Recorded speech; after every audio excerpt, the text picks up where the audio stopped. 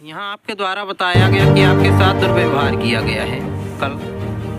पहले आप अपना परिचय बताने का कष्ट करेंगे क्या?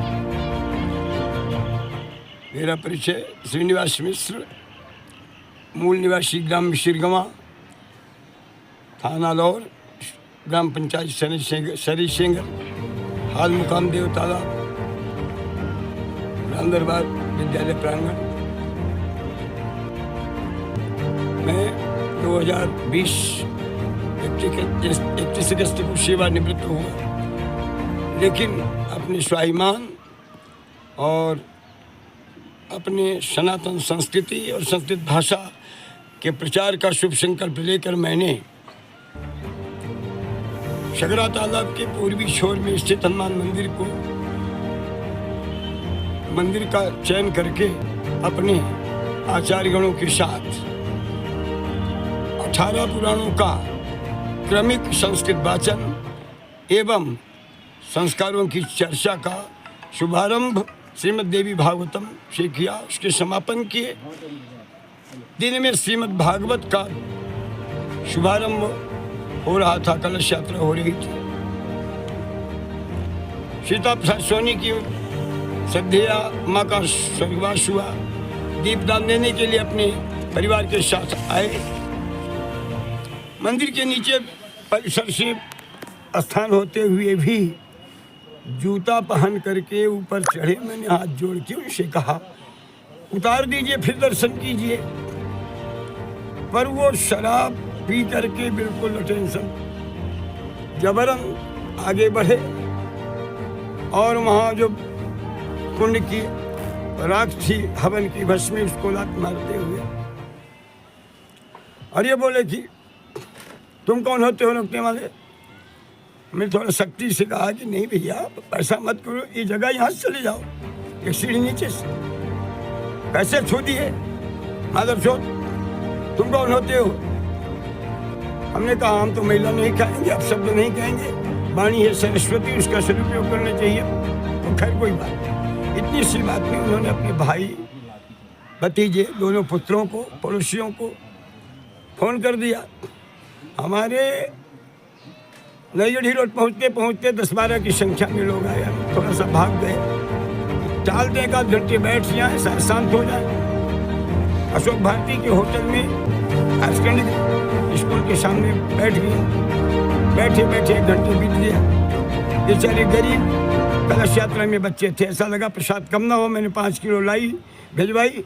उस लाई को भी रास्ते से ही उस आतताई ने लौटवा दिया, तो प्रसाद की जरूरत नहीं। पंडितों का छोड़ो, भागो यहाँ से, ये ढोंग नहीं चलेगा, ढोंगा छोड़ो, यहाँ से बिल्कुल फूट लो। फिर हम सोचे हम चले।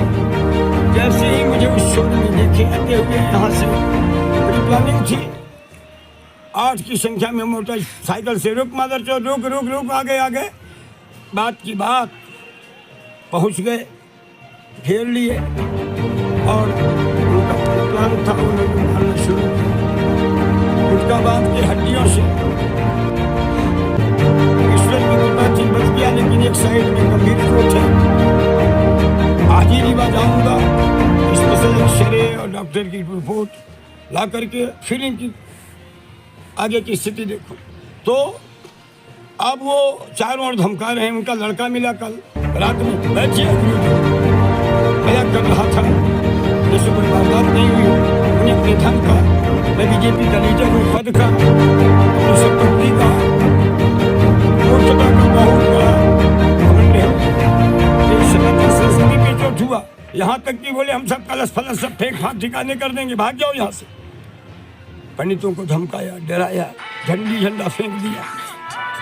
उसने मारा नहीं, हनुमान जी साक्षी है, मैंने प्रेम से झुक के माथा कहा, लेकिन हाथ मुझे छू दिया। उनको छूने के नाते बोले मुझे जो तुम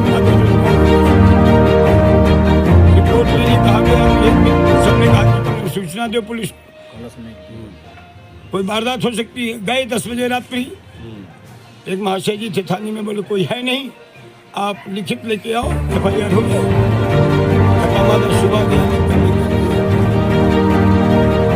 सूचना दिया, लिखित लिया,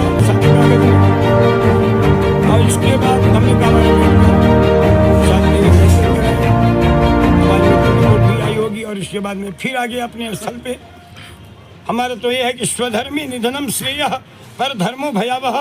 जिस देश जाति में जन्म लिया बलिदान उसी पर हो जावे। ये आम मान मर्यादा का ध्यान नहीं, क्योंकि धर्मो रक्षित रक्षिता धर्मो वै विष्णु स्वल्पम अपने धर्म से त्रायते मार्गो भयात। इसलिए टीपू सुल्तान ने कहा ताकि ना हो तो शेर की तरह जियो, चाहे 2 ही दिन जियो। भेड़ की तरह 100 वर्ष जीना बेकार है। अपनी मातृभूमि के लिए, राष्ट्रीय संगठन के लिए, भारतीय संस्कृति और संस्कृत भाषा को पुनर्जीवित करने के लिए, गति देने के लिए हम अपने शुभ संकल्प में आजीवन मृत्यु पर्यंत जुटे रहेंगे। बस हमारा यही कहना है। जैसे यहाँ पर बताया गया कि कलश था, पूजन चल रहा था, तो कलश कुछ लोगों द्वारा बताया गया कि फेंक दिया गया उनके द्वारा, तो कैसे मान लिया कलश धोखे से लात लग गया हो या ढलक गया हो, पाँव के पड़ने से एक किनारे पड़ा था। ये लोग थे तब उस समय।